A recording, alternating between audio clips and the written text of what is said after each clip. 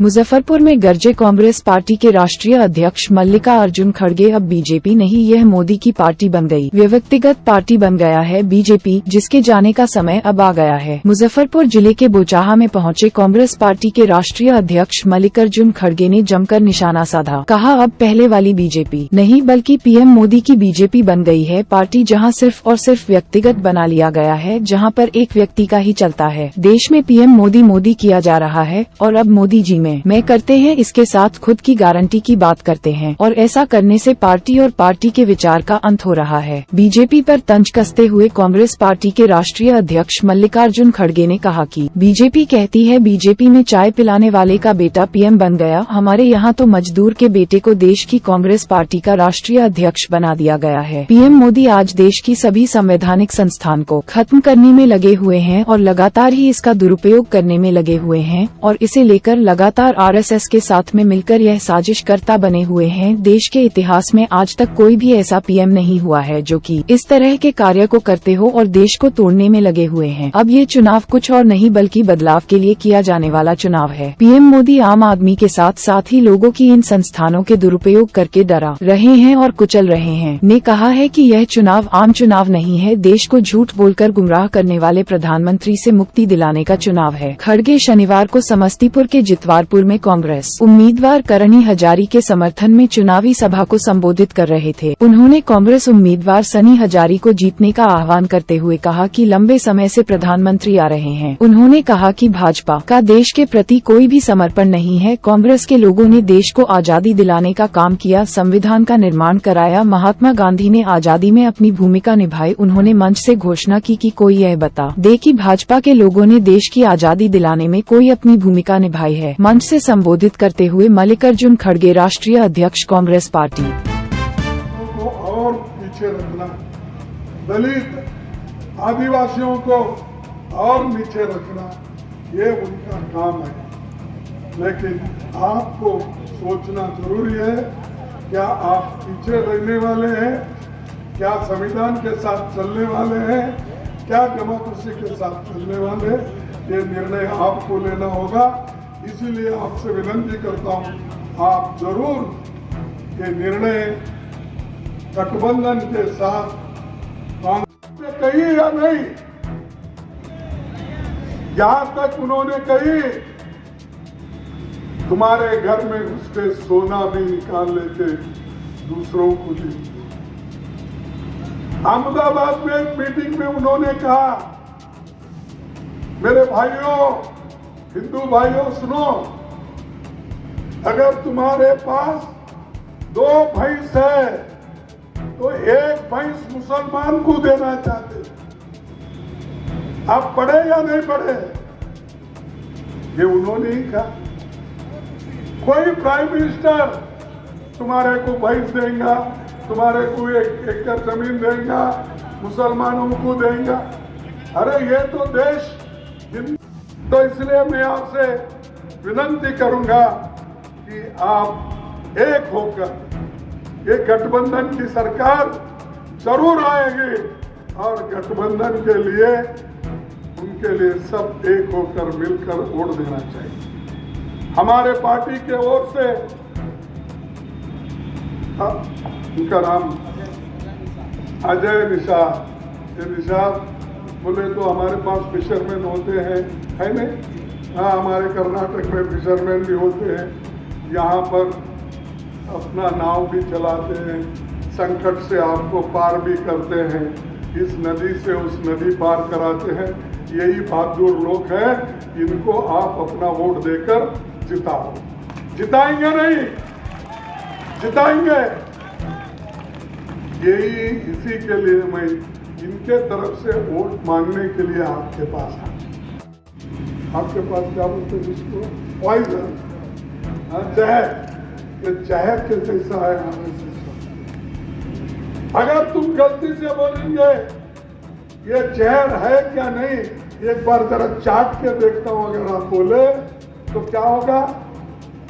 चाटे तो भी आदमी मरता है। जहर को अगर तुमने चाट भी लिया तो वैसा फिर एक बार तुम बोलेंगे बीजेपी को और एक बार देंगे, मोदी जी को और एक बार देंगे तो इस बार संविधान मरेगी, लोकतंत्र मरेगा, रिजर्वेशन चले जाएगा, सब लोग खत्म हो जाएंगे।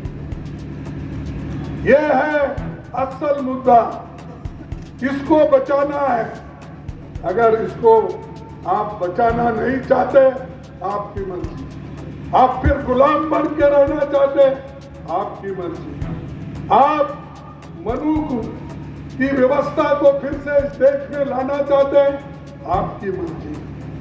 हम चाहते हैं जो बाबा साहब अम्बेडकर ने संविधान लिख के सबको जो बराबरी का हक दिया है, उस हक को हिफाजत करने के लिए आप हो, ये मेरा कहना है। अगर आप अपनी हिफाजत नहीं कर लेते तो कौन आपका हिफाजत करेगा? अपने हकूक के लिए आप नहीं लड़ सकते तो तुम्हारे तरफ से कौन लड़ेगा? क्या आजादी के पहले तुम्हारी स्थिति यही थी? आज वोटिंग की पावर आई संविधान के वजह से, आपको वोटिंग का अधिकार मिला लोकतंत्र के वजह से। क्या आप ये घुमाना चाहते हैं? आज लोग घर घर तुम्हारे आते हैं, महिलाओं के घर आते हैं, पुरुषों के घर आते हैं, बूढ़ों के घर आते हैं। ये करना चाहिए। और हमारी 5 गारंटी हम जनता के सामने रखे और 25 उसके नीचे गारंटीज दिए। 5 न्याय गारंटी क्या है?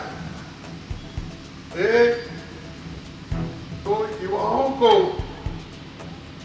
जल्द से जल्द पक्की नौकरी देना। एक नारी शक्ति को सालाना 1 लाख रुपए देना उनके सम्मान के लिए। और एक ये भी है कि हमारे किसान भाइयों को हम कानून के तहत एमएसपी की गारंटी देना। और चौथा ये है कि श्रमिक लोग नरेगा जैसे योजना में और मजदूरी में उनको कम से कम 400 रुपए रोज देना, 400 रुपीज पर नरेगा की।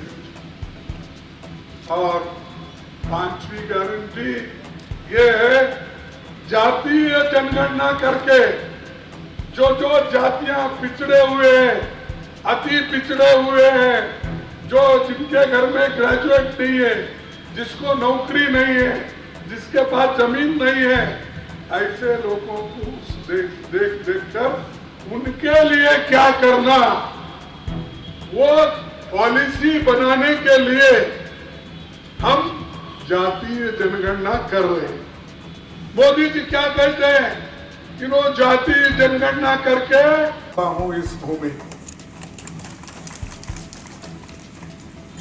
साथियों, अब तक 3 चरणों के चुनाव हुए और ये तीनों चरणों में इंडिया गठबंधन जो हमारी 26-27 पार्टी का एक गठबंधन है, ये गठबंधन के पक्ष में आज रुझान दिख रहा है।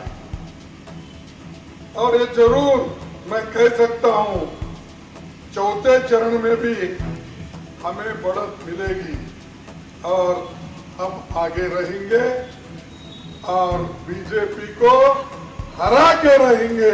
ये बात मैं आपको कहूं। बीजेपी अब ये पार्टी नहीं बची, सिर्फ मोदी की पार्टी बची है, क्योंकि वो हमेशा यही कहते हैं, मोदी की पार्टी, मोदी की गारंटी, और मोदी जो कहता है वो होता है। जब ये व्यक्ति मैं कहता हूं तो उसका, उस पार्टी का, उसके विचारों का अंत होता है बहुत ही जल्दी। हम व्यक्तिगत मोदी के खिलाफ नहीं है। मोदी एक व्यक्ति है, वो भी चीफ मिनिस्टर बने थे, प्रधानमंत्री जी है, ये ठीक है। लोकतंत्र में कोई भी बन सकता है। जब मेरे जैसा मजदूर का बेटा अपोजिशन पार्टी का लीडर बन सकता है, तो चाय बेचने वाला भी इस देश का प्रधानमंत्री बन सकता है। ये हम तो देखी हुई बात है। इसीलिए डेमोक्रेसी को जिंदा रखना ये बड़ा इंपॉर्टेंट है, क्योंकि एक चाय वाला बेटा भी प्रधानमंत्री बन सकता है, एक मजदूर का बेटा भी अपोजिशन लीडर बन सकता है। ये तो खूबी है इस संविधान की, इस डेमोक्रेसी को। लेकिन मोदी जी आज इसी संविधान को खत्म करने के लिए निकले हैं। इसी डेमोक्रेसी को खत्म करने के लिए आरएसएस के साथ मिलकर वो काम कर रहे हैं। और कभी ये कहते हैं डॉक्टर बाबा साहब अम्बेडकर भी ऊपर से नीचे आए, तो कभी संविधान का बदलाव करने के लिए महसूस होता था, वो करके उन्होंने सोनिया गांधी ने दिया। मोदी जी जो बोले वो भी नहीं दिए। पहले इलेक्शन में बोले, भाइयों और बहनों, मैं अगर प्रधानमंत्री बनूंगा, विदेश में कांग्रेस वाले जो काला धन रखे हैं और जो बड़े बड़े अमीर लोग पैसा रखे हैं, मैं लेके आऊंगा। ये बोले या नहीं बोले? मैं लेके आऊंगा। लेके आके हर एक के जेब में 15-15 लाख डालूंगा। ये कहे या नहीं कहे? क्यों आवाज कम नहीं? बोल, तुमको मिल गए शायद पैसे? नहीं, मोदी ने तुमको चोरी से दिया, इसलिए आपकी आवाज कम है। नहीं दिया। ये तो पहली बात होगी। दूसरी बात उन्होंने कही कि मेरे नौजवान साथियों, मेरे साथ आओ, आपको हर साल 2-2 करोड़ नौकरियां दूंगा। बोले या नहीं बोले? अब 10 साल हो गए, 20 करोड़ नौकरियां कहाँ हैं? मोदी साहब को पूछो। और उनके तरफ से जो वोट मांगने को आते हैं उनको पूछो, भाई साहब 15 लाख पहला गिनो, 20 करोड़ नौकरियां गिनो, उसके बाद अंदर पैर रखो हमारे देहात में, हमारे गांव में पैर रखना है। ये सब वायदे जो पहले थे वो दो। नहीं, उन्होंने ये भी कहा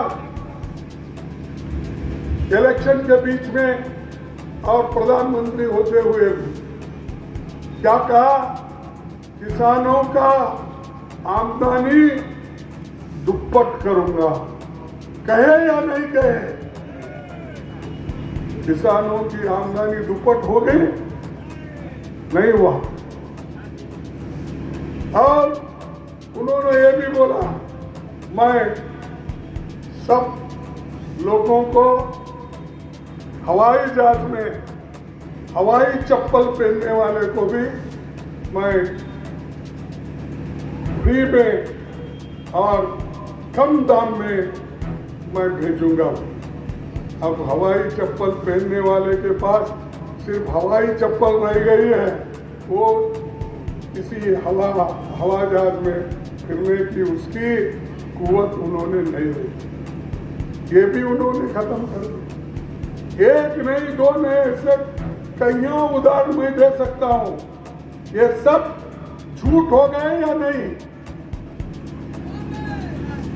तो मोदी जी सच बोलते हैं, उनको आप झूठ बोल रहे हैं। अरे एक प्रधानमंत्री है इस देश का, विश्वगुरु, विश्वगुरु कभी झूठ बोलता है?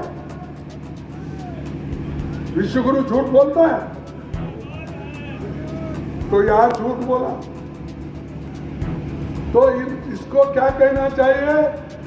जो झूठ बार बार बोलता है उनको बोलना चाहिए हम झूठों का सरदार। ये झूठ